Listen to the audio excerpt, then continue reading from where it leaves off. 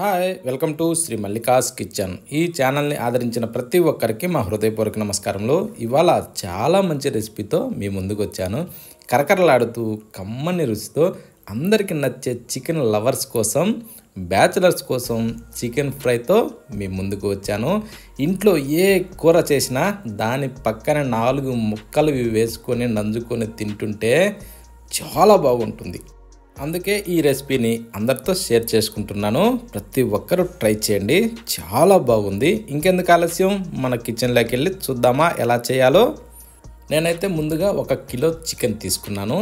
Chicken తీసుకున్న తర్వాత మనం 1కి 4 సార్లు బాగా కడుక్కోవాలి. ఎంత బాగా మనం కడగతామో అంత నీసు వాసన వెళ్ళిపోద్ది. ఓకేనా?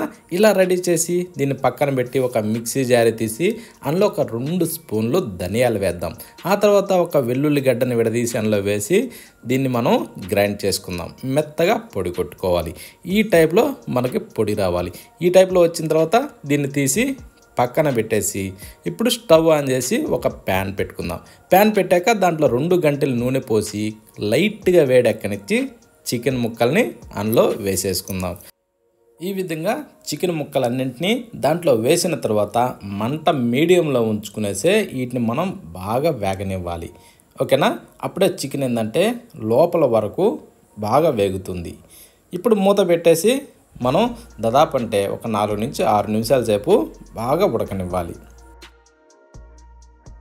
అప్పుడు ఈ చికెన్లో ఉన్న కొవ్వు అంతా కరిగి నీళ్ళ వలె బయటకు వస్తుంది. ఆ తర్వాత దీంట్లో చిటికెడు పసుపు వేద్దాం.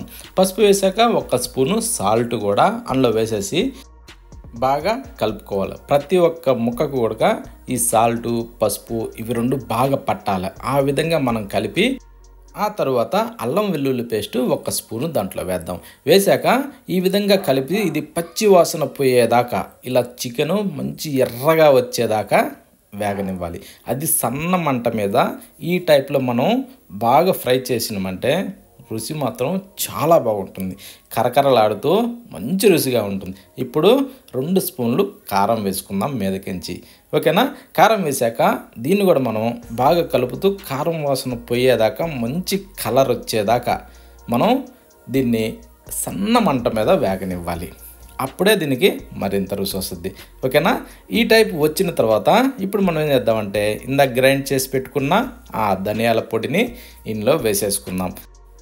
కానీ ఈ విధంగా ధనియాలు, వెల్లుల్లి కలిపి పొడి చేసి వేసిన చికెన్ ఫ్రై సూపర్ టేస్టీగా ఉంటుంది. ప్రతి ఒక్కరూ మిస్ కాకుండా ట్రై చేయండి. ఇది మాత్రం చాలా బాగుంటుంది. ఇప్పుడు మనం ఏం చేద్దామంటే దాన్ని బాగా సన్న మంట మీద ఈ చికెన్ ఫ్రైని వేగనివ్వాలి. ఈ టైప్ వచ్చినాక మీదకించి కొత్తిమీర చల్లుకుందాం. కొత్తిమీర చల్లేసి ఇంకొకసారి చూడండి. ఈ విధంగా చేస్తే మాత్రం సూపర్ టేస్టీగా వస్తుంది. ప్రతి ఒక్కరూ ట్రై చేయండి. ఇది ఎలా అంటే నాన్ వెజ్ ప్రియులకైతే మాత్రం ఇది ఒక వరం. అంత రుచిగా ఉంటుంది. కరకరలాడుతూ చాలా బాగుంటుంది. ఈ విధంగా ఒకసారి కంపల్సరీ ట్రై చేయండి. రుచి మాత్రం చాలా బాగుంటుంది. మీరు ఏ వెజిటేబుల్ కర్రీస్ చేసినా, పప్పు కానీ సాంబార్ కానీ ఏదన్నా చేయండి, దాని పక్కన ఇది నంజుకోవటానికి ఒకసారి ట్రై చేయండి. చాలా బాగుంది.